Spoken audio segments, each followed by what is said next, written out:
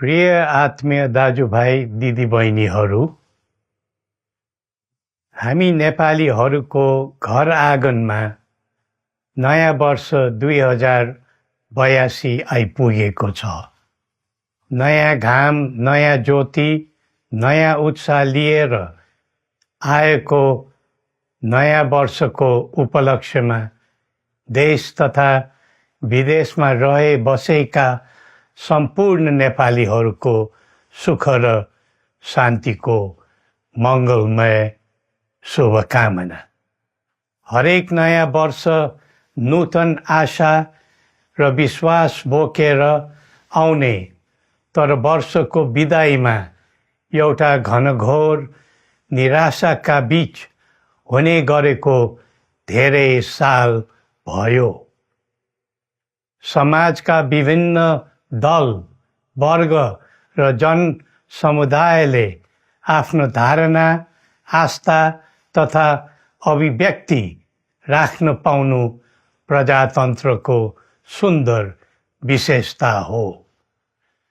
तर त्यस्तो धारणा र मान्यता प्रस्तुत गर्दा सबैले संयम अपनाउनु पर्दछ।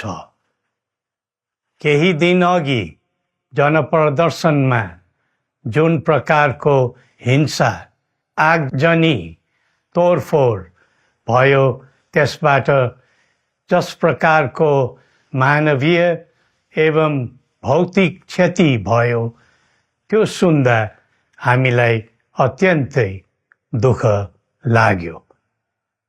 नागरिक स्वतन्त्रता भन्दा ठुलो तन्त्रवाद हुँदैन। वास्तविक प्रजातन्त्र त्यहाँ हुन्छ जहाँ राम्रो, नराम्रो, जनगुनासो वा गुणगान सुन्ने परम्परा र संस्कार हुन्छ। नेपाली जनतामा देश र भविष्यलाई लिएर जुन खालको जागरुकता पैदा भएको छ, त्यसलाई हामीले सकारात्मक रूपमा लिएका छौँ। वास्तवमा नेपाली जनतामा रहेको देशभक्तिपूर्ण भावना विश्वमै अनुकरणीय र अनुसरणीय छ।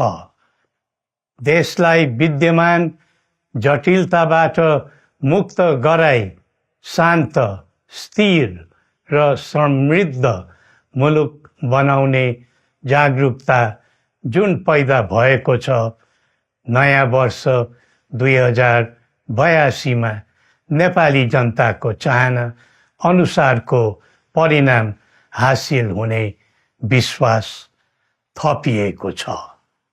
मुलुकमा व्याप्त अशान्ति, अराजकता, निराशा र असन्तुष्टिबाट आम नेपालीलाई मुक्त गर्न नेपालको राज संस्थाले जहिले पनि योगदान पुर्याउँदै आएको विदितै छ।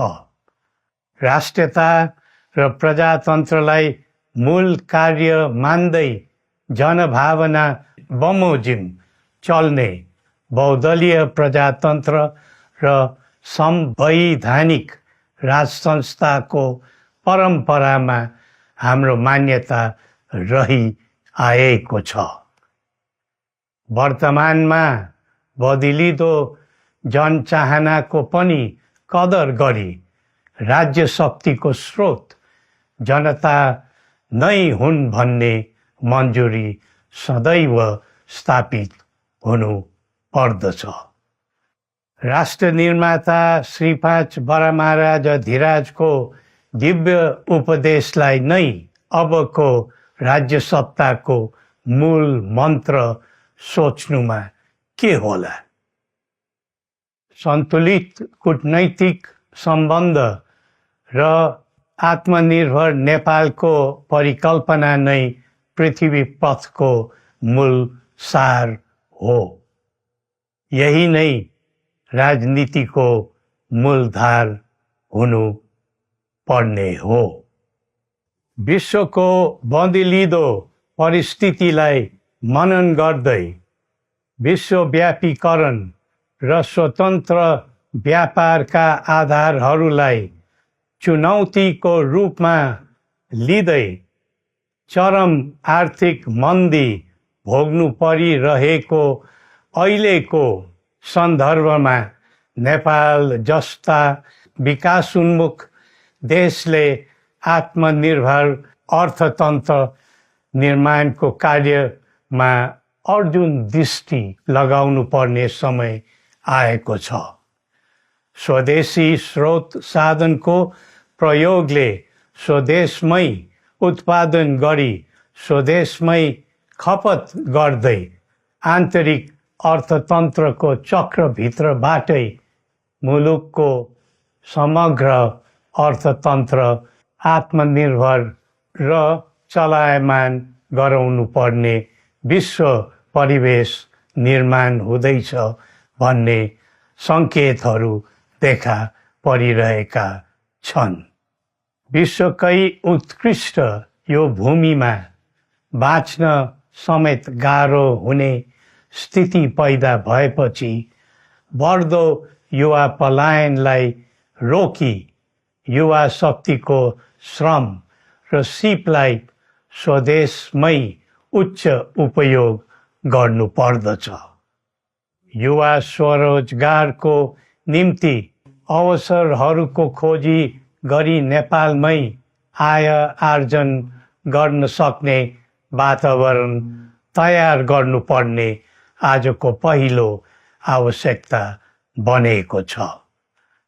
सबै नेपालीको तन, मन र ध्यान त्यसैमा लगाउनु परेको छ। विश्वभरि छरिरहेका नेपालीहरू एकताका सूत्रमा बाँधिन अब ढिला गर्नु हुँदैन। आफ्ना ज्ञान, सिप र सामर्थ्य मात्र होइन, त्यहाँ आर्जेको पुँजी, स्रोत र साधन समेत नेपालमै लगाउनु पर्दछ भन्ने भावना सबैमा जागृत गराउनु परेको छ। प्रकृतिले दिएको स्वर्ग जस्तै सुन्दर हिमवत् खण्ड नेपाल सिँगार्न र विकासको विपुल फुक्न कसरी लाग्ने र लगाउने स्वदेश फर्क स्वदेश नै स्वर्ग भन्ने अभियान चलाउनु पर्ने आजको आवश्यकता भएको छ। जनभावना र चाहना बुझी मुलुकको समग्र संरचनामा नै हेरफेर र सुधारका कदम चाल्नुपर्ने तथ्य स्पष्ट देखिन्छ। शिक्षा, स्वास्थ्य र दैनिक कामकाजका पद्धति र प्रणालीहरूमा आमूल परिवर्तन र सुधार गरी यिनको आधुनिकीकरण अनिवार्य भइसकेको छ। युग प्रविधिको हो, सावधानीपूर्वक उपयोग गर्नु सकेमा राष्ट्रको योगदानमा ठुलो टेवा पुग्न सक्नेछ। सुशासन र भ्रष्टाचार मुक्त प्रशासन मूल नारा हुनु पर्दछ। हामी अस्थिरता, अशान्ति, अराजकता, विपन्नता र भ्रष्टाचारको अन्त्य चाहन्छौँ। त्यसका निम्ति नेपाली जनताबाट हुने हरेक प्रयासहरूमा एकबद्धता रहनेछ। मुलुकको गिर्दो अर्थव्यवस्था, रुग्न हुँदै गएको औद्योगिक उत्पादन, बढ्दो राष्ट्रिय ऋण र बेरोजगारी, रक्षात्मक बन्दै गएको राष्ट्रियता, राष्ट्रिय एकता, सामाजिक सद्भाव, मौलिक धर्म, संस्कृति तथा जनस्तरमा बढेको निराशा, असन्तुष्टि हाम्रो चिन्ताको मूल विषय हो। नागरिक पलायनसँगै पुँजी पलायन, भ्रष्टाचार र बेइज्जती देशले थाम्नै नसक्ने स्तरमा झाँगिएको छ। यो स्थितिमा नयाँ वर्षलाई उपलब्धिमूलक बनाउनु हामी सबै नेपालीको सामूहिक र एकताबद्ध प्रयास अपरिहार्य भएको छ। नेपाली बीच द्वन्द्व नहोस्, परस्पर अविश्वास र हिंसाको दुःखद मनोस्थिति नबनोस्, देशवासीहरू कुनै पनि नाम र न्युहुमा ध्रुवीकृत नबनुन् भन्नेतर्फ हामी सदैव सचेत र संवेदनशील छौँ। नेपालीको एकतामा नै नेपालको भविष्य निहित रहेको यथार्थलाई हामीले आत्मसात गरेका छौँ। सबैले यही वास्तविकतालाई आत्मबोध गर्नुपर्दछ भन्ने ठान्दछौँ। हाम्रा आह्वान हामी कसैको निजी स्वार्थपूर्तिका निमित्त होइन, कुनै खालको सैद्धान्तिकवाद वा विचारको होइन, समग्र राष्ट्रको स्वाधीनता, समग्र जनताको सम्प्रभुता तथा नेपाल र नेपालीको सुखमय प्रतिष्ठाको निम्ति हो। आफ्नै प्रकारको अग्रणी राष्ट्र हामीले नै बनाउने हो अनि आफ्नो स्वतः र अस्तित्व हामी आफैले उठाउने हो। संसार धेरै अघि बढिसक्यो, तर हामी यो वा त्यो वादको चक्रव्यूहमा फँसेका छौँ। नेपाल आमालाई केन्द्रमा राखेर हाम्रा विचार बन्नुपर्छ, हाम्रा कदम चल्नुपर्छ। हरेक समस्याको समाधान संवाद, सहमति, समन्वयन र सहकार्यबाट हुन सक्छ। आगामी वर्ष नेपाली इतिहासको स्मरणीय र सुनौलो सम्झना बन्नुपर्छ र बनाउनु सकिन्छ भन्ने विश्वास हामीले लिएका छौँ।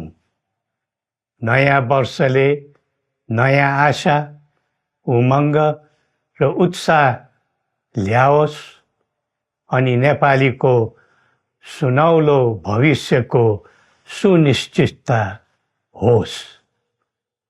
श्री पशुपतिनाथले हामी सबैको कल्याण गरून्। जय नेपाल।